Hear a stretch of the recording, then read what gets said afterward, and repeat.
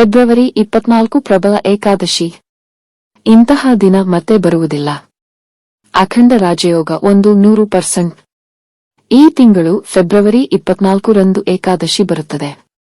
ಇದನ್ನು ವಿಜಯ ಏಕಾದಶಿ ಎಂದು ಕರೆಯಲಾಗುತ್ತದೆ.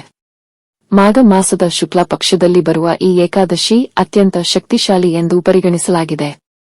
ಏಕೆಂದರೆ ವಿಜಯ ಏಕಾದಶಿಯ ಈ ದಿನದಂದು ಸಕಲ ಕಾರ್ಯ ಜಯ ಎಂದರೆ ಯಾರು ಏನೇ ಆರಂಭಿಸಿದರೂ ಅದು ಯಶಸ್ವಿಯಾಗುತ್ತದೆ ಮತ್ತು ಶುಭವಾಗುತ್ತದೆ ಎಂಬ ನಂಬಿಕೆ ಇದೆ. ಆದ್ದರಿಂದ ಸೋಮವಾರದ ಜೊತೆಗೆ ಬರುವ ವಿಜಯ ಏಕಾದಶಿಯ ಈ ಪ್ರಬಲ ದಿನದಂದು ಕೆಲವು ನಿಯಮಗಳನ್ನು ಅನುಸರಿಸುವ ಮೂಲಕ ನೀವು ಹಠಾತ್ ಆರ್ಥಿಕ ಲಾಭವನ್ನು ಪಡೆಯುತ್ತೀರಿ. ಪರಮೇಶ್ವರ ಮತ್ತು ವೆಂಕಟೇಶ್ವರ ಸ್ವಾಮಿಯ ಅನುಗ್ರಹದಿಂದ ನಿಮ್ಮ ಕುಟುಂಬಕ್ಕೆ ಅಖಂಡ ರಾಜಯೋಗ ಪ್ರಾಪ್ತಿಯಾಗಲಿ. ಈ ವಿಡಿಯೋದಲ್ಲಿ ಏಕಾದಶಿ ಪೂಜಾ ವಿಧಾನಗಳ ಬಗ್ಗೆ ತಿಳಿಯೋಣ. ಈ ವಿಡಿಯೋ ನೋಡುವ ಮೊದಲು ತಾಯಿ ಲಕ್ಷ್ಮೀ ದೇವಿಯೇ ಭಗವಾನ್ ವಿಷ್ಣುವಿನ ಸಹಿತ ನಮ್ಮ ಮನೆಗೆ ಬಂದು ನೆಲೆಸಮ್ಮ ಎಂದು ಸಣ್ಣ ಕಾಮೆಂಟ್ ಮಾಡಿ, ಹಾಗೆಯೇ ವಿಡಿಯೋ ಲೈಕ್ ಮಾಡಿ. ಏಕಾದಶಿ ತಿಥಿಯು ಭಗವಾನ್ ವಿಷ್ಣುವಿಗೆ ಸಮರ್ಪಿತವಾಗಿದೆ. ಹಾಗಾಗಿ ಈ ವಿಜಯ ಏಕಾದಶಿಯಂದು ವಿಶೇಷವಾಗಿ ವೆಂಕಟೇಶ್ವರನನ್ನು ಪೂಜಿಸಿದರೆ ಕೋಟಿ ಜನ್ಮಗಳ ಪುಣ್ಯವನ್ನು ಪಡೆಯಬಹುದು.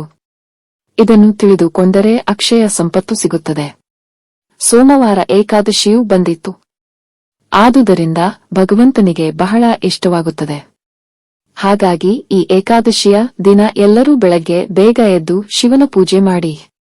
ವಿಶೇಷವಾಗಿ ಈ ಏಕಾದಶಿಯ ದಿನ ಸ್ನಾನ ಮಾಡುವಾಗ 2 ತುಳಸಿ ಎಲೆಗಳನ್ನು ನೀರಿನಲ್ಲಿ ಹಾಕಿ ಆ ನೀರಿನಿಂದ ಸ್ನಾನ ಮಾಡಿದರೆ ಪುಣ್ಯ ನದಿಗಳಲ್ಲಿ ಸ್ನಾನ ಮಾಡಿದಷ್ಟು ಪುಣ್ಯ ಸಿಗುತ್ತದೆ. ಎಲ್ಲ ಜಾತಕ ದೋಷಗಳು ನಿವಾರಣೆಯಾಗುತ್ತದೆ ಮತ್ತು ಪ್ರಚಂಡ ಅದೃಷ್ಟ ಬರುತ್ತದೆ. ಏಕಾದಶಿಯ ಈ ಶುಭ ದಿನದಂದು ವಿವಾಹಿತ ಮಹಿಳೆಯರು ಸ್ನಾನ ಮಾಡಬೇಕು. ಏಕಾದಶಿಯಂದು ಮಾಡುವ ಪೂಜೆಗಳು ದುಪ್ಪಟ್ಟು ಪುಣ್ಯಫಲವನ್ನು ಪಡೆಯುತ್ತವೆ. ಏಕಾದಶಿಯಂದು ಮನೆಯಲ್ಲಿ ಯಾರು ಪೂಜೆ ಮಾಡುತ್ತಾರೋ ಅಂತಹವರಿಗೆ ಅಖಂಡ ರಾಜಯೋಗ ಪ್ರಾಪ್ತಿಯಾಗುತ್ತದೆ. ಈ ಮಹಾ ಏಕಾದಶಿಯಂದು ವೆಂಕಟೇಶ್ವರ ಸ್ವಾಮಿಯನ್ನು ಭಕ್ತಿಯಿಂದ ಪೂಜಿಸಿದರೆ ನೀವು ಮಾಡುವ ಪೂಜೆಗಳು ನೇರವಾಗಿ ಸ್ವಾಮಿಯವರ ಪಾದಗಳನ್ನು ತಲುಪುತ್ತದೆ.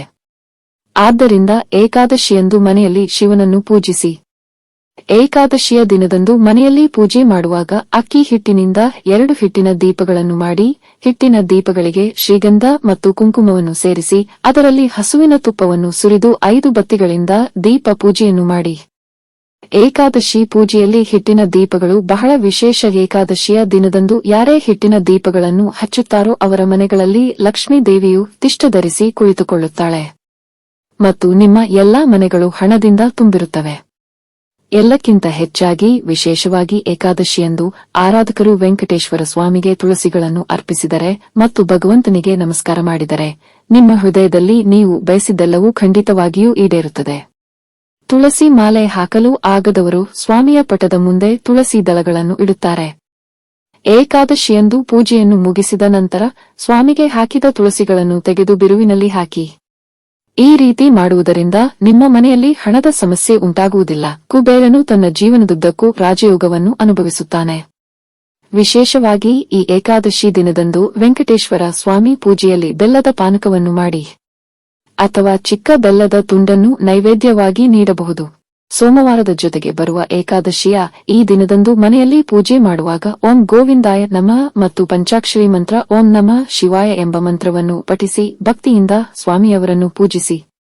ಈ ರೀತಿ ಶಿವನನ್ನು ಪೂಜಿಸಿ ಮತ್ತು ಕೊನೆಯದಾಗಿ 5 ಪ್ರದಕ್ಷಿಣೆಗಳನ್ನು ಮಾಡಿ ಸ್ವಾಮಿಯವರಿಗೆ ನಮಸ್ಕಾರ ಮಾಡಿ. ಈ ರೀತಿ ಏಕಾದಶಿಯ ದಿನ ಮನೆಯಲ್ಲಿ ಪೂಜೆ ಮಾಡಿದರೆ ಶಿವನ ಅನುಗ್ರಹ ಖಂಡಿತ ಸಿಗುತ್ತದೆ.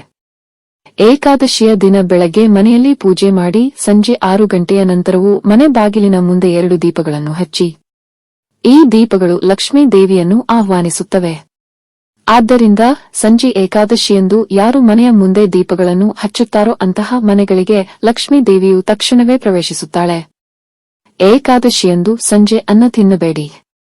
ಏಕೆಂದರೆ ಸಂಜೆ ಸಮಯದಲ್ಲಿ ಏಕಾದಶಿಯಂದು ಬಡತನದ ದೇವತೆ ಅಕ್ಕಿ ಕಾಳುಗಳಲ್ಲಿ ನೆಲೆಸುತ್ತಾಳೆ.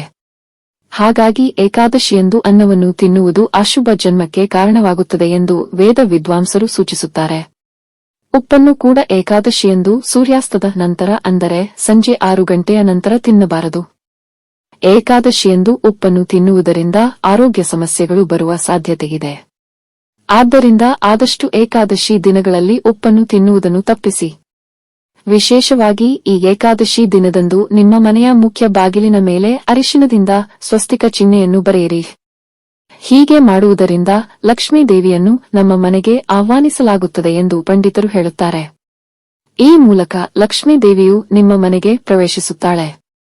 ಏಕಾದಶಿಯಂದು ರಾವಿ ಅಶ್ವತ್ಥ ಮರವನ್ನು ಪೂಜಿಸುವುದರಿಂದ ಅಪಾರ ಸಂಪತ್ತು ದೊರೆಯುತ್ತದೆ. ರಾವಿ ಎಲೆಗಳಲ್ಲಿ ವಿಷ್ಣುವು ನೆಲೆಸಿದ್ದಾನೆ ಎಂದು ನಂಬಲಾಗಿದೆ.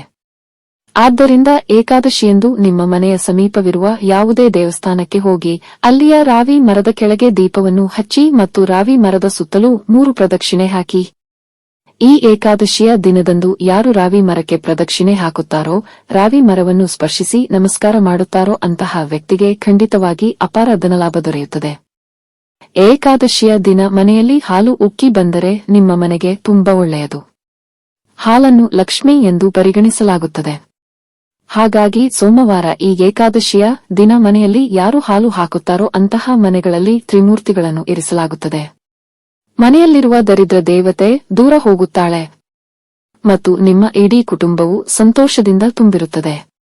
ಈ ಏಕಾದಶಿಯ ದಿನ ಮನೆಯಲ್ಲಿ ತುಳಸಿ ಗಿಡದ ಬಳಿ ದೀಪ ಹಚ್ಚಿದರೆ ಅಪಾರ ಸಂಪತ್ತು ನಿಮ್ಮದಾಗುವುದು.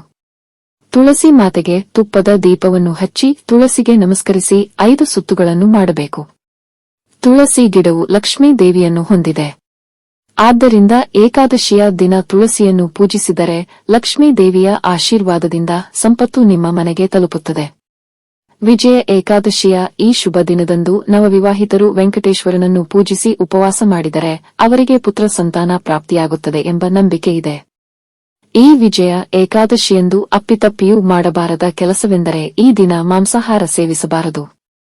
ಅಲ್ಲದೆ ಬೆಳ್ಳುಳ್ಳಿ ಮತ್ತು ಈರುಳ್ಳಿಯಂತಹ ಆಹಾರ ಪದಾರ್ಥಗಳನ್ನು ಸೇವಿಸಬೇಡಿ. ಏಕಾದಶಿಯಂದು ತುಳಸಿ ಎಲೆಗಳನ್ನು ಕತ್ತರಿಸಬಾರದು. ಆದ್ದರಿಂದ ಏಕಾದಶಿ ಪೂಜೆಯ ಹಿಂದಿನ ದಿನ ತುಳಸಿ ಎಲೆಗಳನ್ನು ತರಿಸಬೇಕು.